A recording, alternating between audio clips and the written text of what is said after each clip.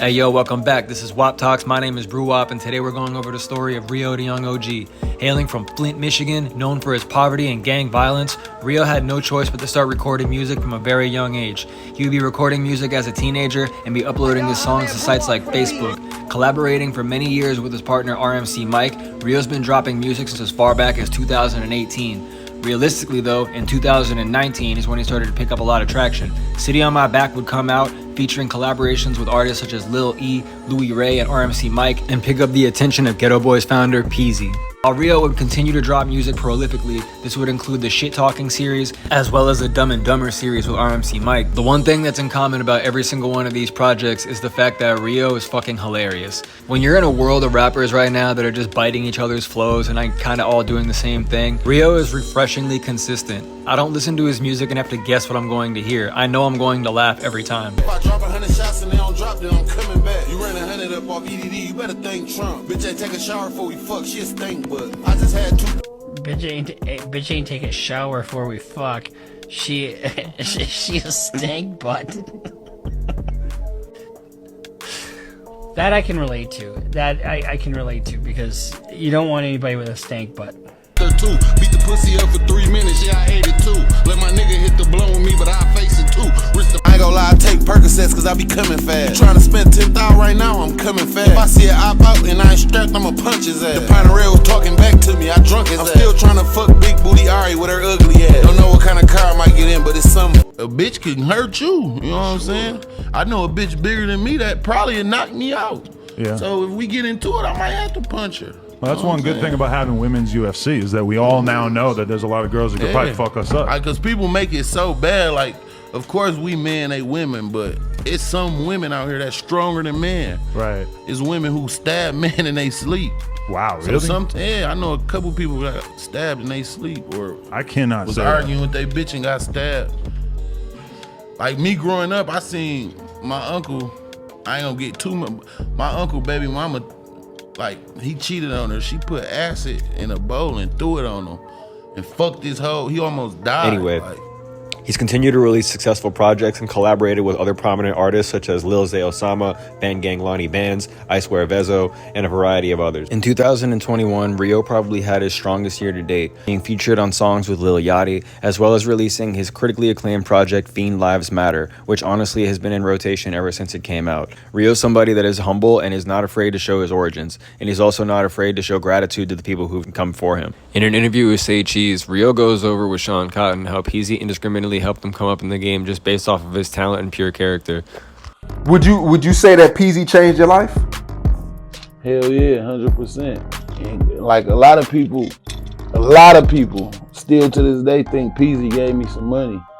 Like, it was never about the money. When I got signed to Ghetto Boys, my knowledge was, I thought he already had like Babyface Ray. I thought people was already under there. Once I signed, I was his first artist that he actually signed on paper.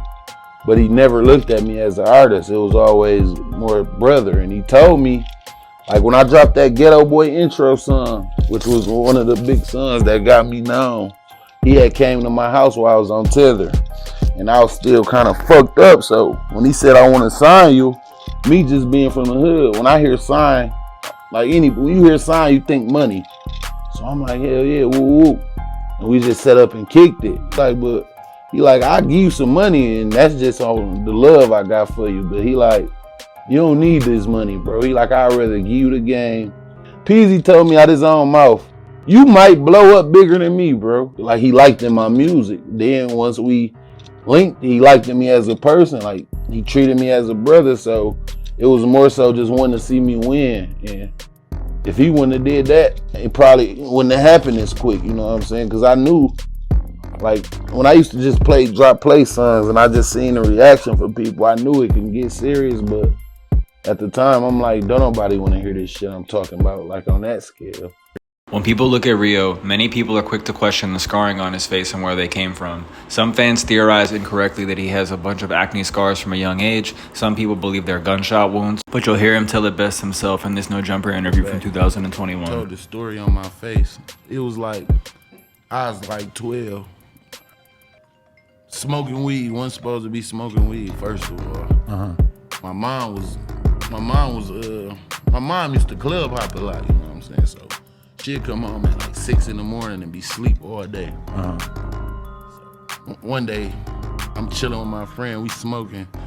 I was actually 12 because it was the day before my birthday, finna be 13. So I'm smoking. I done got high as hell. I'm like, man, I'm hungry. So me watching my cousin, she used to cook fries, but she like, you gotta let the grease get hot first, then drop the fries. So I cut the stove on high, put the grease on there, go back in my room and smoke, and totally forgot about it. Yeah. So the fire alarm went off. Now I'm trying to hurry up for my mama wake up, because I'm damn near finna burn the house down. I run in there, the pot of fries on fire.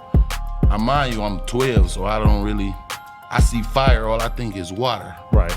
I grab a pot, like I'm trying to ease my way to the sink. I cut the water on and fucking put the pot of grease under the water. Oh, and the shit just went everywhere, like hit me in the face, my whole right side of my face, my neck. And this was the hand I was holding it with, so it hit this whole arm and just got a little bit on this. But I'm thinking I'm straight. I'm like, it's just grease, because it didn't burn when it hit me. I'm like, I'm just greasy. And when I got the wipe in my skin, that shit was like peeling. Oh shit. Then it got to burn, and I had to go wake my mama up. I'm like, man, I don't know what the fuck happened. She screaming like, what happened? I don't want to tell her. I just kept saying, I don't know. I'm like, I weighed some grease on me. She like, what kind of grease? I'm like, the pot caught on fire. She like, oh hell, I go get in the shower. Made it worse. I go get in the shower. Now that shit, it feel like my skin is boiling off my body. So now I'm hysterical. The hospital like 5 minutes from where we at.